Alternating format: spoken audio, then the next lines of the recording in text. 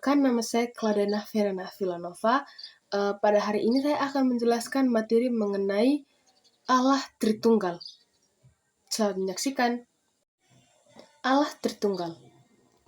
Kita sering mendengar istilah tersebut dalam perjalanan iman kita. Lazim kita dengar pula Allah yang esa, tetapi yang menyatakan diri dalam 3 pribadi itu merupakan salah satu doktrin Kristen yang paling sukar dipahami dalam iman Kristen. Pengertian seperti ini memang tampak sulit diterima oleh akal, tetapi doktrin Allah Tritunggal adalah kebenaran yang dinyatakan dalam kitab suci dan tidak dapat dihindari oleh umat. Doktrin ini merupakan kebenaran yang melampaui rasio manusia atau bersifat suprarasional, bukan irasional. Meski istilah Tritunggal sendiri tidak pernah muncul dalam seluruh Alkitab, tetapi secara keseluruhan isi kitab suci menunjukkan kepada kita sebuah konsep yang jelas mengenai Allah yang memiliki 3 pribadi. Doktrin ini tidak berasal dari mitologi Yunani Romawi seperti yang dituduhkan pihak tertentu. Mereka yang menuduh demikian pada umatnya menggugat konsep dwinatur Yesus Kristus, Allah seutuhnya dan manusia seutuhnya, dengan menyatakan konsep ini dinilai mirip dengan mitologi kuno. Namun, jika ditelaah lebih detail, perbedaan antara ajaran Kristen dan mitologi kuno cukup banyak. Salah satunya adalah monoteisme versus politeisme. Seperti yang dikatakan C.S. Lewis, kemiripan yang ada jika tidak selalu membuktikan keterkaitan antara ajaran Kristen dan mitologi kuno. Sepanjang sejarah gereja telah muncul berbagai ajaran menyimpang yang berkaitan dengan doktrin Allah Tritunggal. Dan secara umum terdapat 2 pandangan yang menggugat doktrin ini. Yang satu menganggap Allah Tritunggal sebagai 3 Allah, yang lain menganggap Allah hanya satu, tetapi bisa hadir dalam 3 keadaan yang berbeda. Bahkan, beberapa pihak menganggap orang-orang Kristen mempercayai 3 Tuhan, yang terdiri dari Allah, Yesus, dan Maria. Alkitab memperkenalkan Allah sebagai Allah yang esa, seperti ditulis dalam Ulangan bab 6 ayat 4. Tuhan itu Allah kita, Tuhan itu esa. Pengertian ini menunjukkan bahwa iman Kristen tidak mengimani politisme atau kepercayaan yang mengakui dan menyembah banyak dewa. Terlebih, kekristenan juga bertumbuh dalam konteks religius Yahudi yang monoteistik. Namun, doktrin Tritunggal bukan penolakan atau revisi terhadap monoteisme, melainkan penjelasan yang lebih lengkap, bahwa Allah yang esa itu menyatakan diri sebagai Bapa, Putra, dan Roh Kudus. Dalam upaya menjelaskan Allah Tritunggal untuk menerangkan bagaimana sesuatu yang satu itu 3 dan sebaliknya, biasanya dikembangkan analogi-analogi yang menggunakan unsur atau materi duniawi di sekitar kita. Konon, Santo Patrick di Irlandia pada masa silam menggunakan daun semanggi berhelai 3 untuk melukiskan Tritunggal. Sejumlah analogi lain yang populer menggunakan unsur telur, air, bahkan manusia. Namun, analogi-analogi itu pun memiliki keterbatasan untuk memahami seutuhnya hakikat Allah Tritunggal. Hingga kini, tiada analogi yang dapat dipakai secara memadai untuk menjelaskan konsep Tritunggal, karena memang doktrin Tritunggal itu unik dan terkait dengan hakikat Allah, pencipta alam semesta. Tidak mungkin ada analogi yang dapat menjelaskan seluruh wahyu Alkitab tentang Allah Tritunggal. Meski demikian, tak dapat dipungkiri bahwa banyak hal dalam ciptaan tampak mencerminkan Allah Tritunggal. Sebagai contoh, kejamakan dan ketunggalan manusia selaras dengan Tritunggal terdapat pada Kejadian bab 1 ayat 26-27.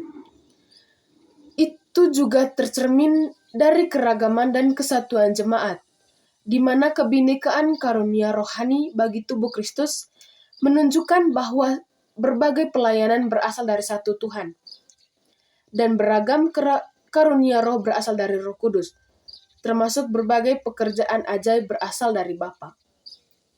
Sebagaimana karunia rohani tidak bisa dipisahkan dari pelayanan dan karya Allah yang ajaib, demikian pula antar pribadi dalam Tritunggal tidak terpisahkan. Tantangan lainnya seperti yang sempat disebutkan di atas adalah pandangan yang keliru tentang Allah Tritunggal, yaitu Tritunggal yang dipahami sebagai keesaan pribadi. Ada yang beranggapan bahwa Allah adalah Putra dan Putra adalah Roh Kudus. Yang membedakan hanyalah waktu dan tugas. Dalam Perjanjian Lama, yang bekerja adalah Bapa, sedangkan dalam Perjanjian Baru, yang bekerja adalah Putra dan Roh Kudus. Lantas, Bapa menjadi Yesus untuk karya keselamatan, dan Yesus adalah Roh Kudus yang turun dari surga. Pandangan ini keliru. Sejak abad pertama, pandangan semacam ini sudah ditentang oleh bapa-bapa gereja. Sebab yang tunggal bukanlah pribadi Allah, melainkan hakikatnya. Perbedaan antara pribadi terlihat jelas pada saat pribadi-pribadi itu berkomunikasi atau terlibat dalam relasi. Di sisi lain, mungkin tidak sedikit orang Kristen yang beranggap penciptaan hanya berkaitan dengan Bapa, karya penebusan hanya berkaitan dengan Putra, dan pengudusan hanya berkaitan dengan Roh Kudus.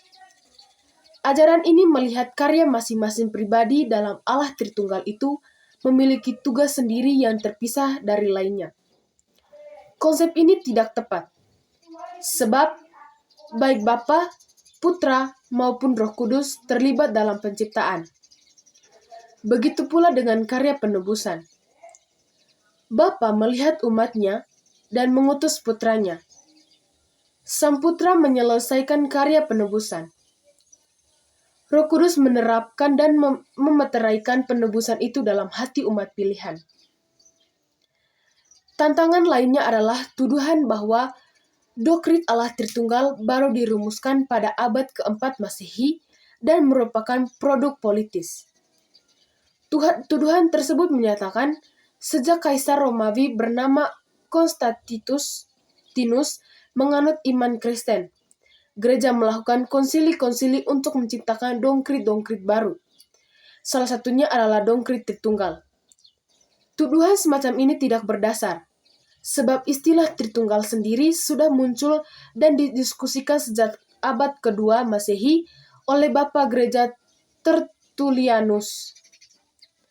Bapak-bapak gereja dari abad kedua dan ketiga beberapa kali menegaskan doktrin ini. Semua dilakukan sejak umat Kristen di wilayah Kekaisaran Romawi masih dianiaya. Jadi yang sesungguhnya terjadi adalah konsili-konsili gereja pada abad keempat Masehi hanya mengangkuhkan apa yang sudah diimani umat selama beberapa abad sebelum oleh mayoritas gereja. Pengukuhan ini dilakukan untuk menyolidkan pemahaman iman gereja yang tengah diserang berbagai aliran bidat di sekitar kekristenan. Pada akhirnya, kita mengetahui posisi doktrin Tritunggal begitu sentral dalam iman Kristen. Sejak gereja lahir, umat mengimani Allah sebagai persekutuan tiga yang sempurna, dan ketiganya adalah Esa. Doktrin Allah Tritunggal menempatkan kekristenan secara unik di antara agama-agama lain. Iman Kristen yang memang dilandaskan pada kepercayaan kepada Allah Tritunggal dan inkarnasi Putra Allah. Tanpa mengakui keduanya, maka pahaman iman Kristen kita belum solid dan memadai. Meski kita tidak dapat memahami secara sempurna hakikat Allah Tritunggal, kita tetap diundang untuk mengimani Allah yang luar biasa itu. Realitas ini membuat kita makin yakin bahwa Allah memang tidak terbatas, seperti yang diungkapkan Rasul Paulus. Oh, alangkah dalamnya kekayaan, hikmat, dan pengetahuan Allah. Sungguh tak terselidiki keputusan-keputusannya, dan sungguh tak terselami jalan-jalannya. Itu saja dari saya, sekian dan terima kasih telah menyaksikan.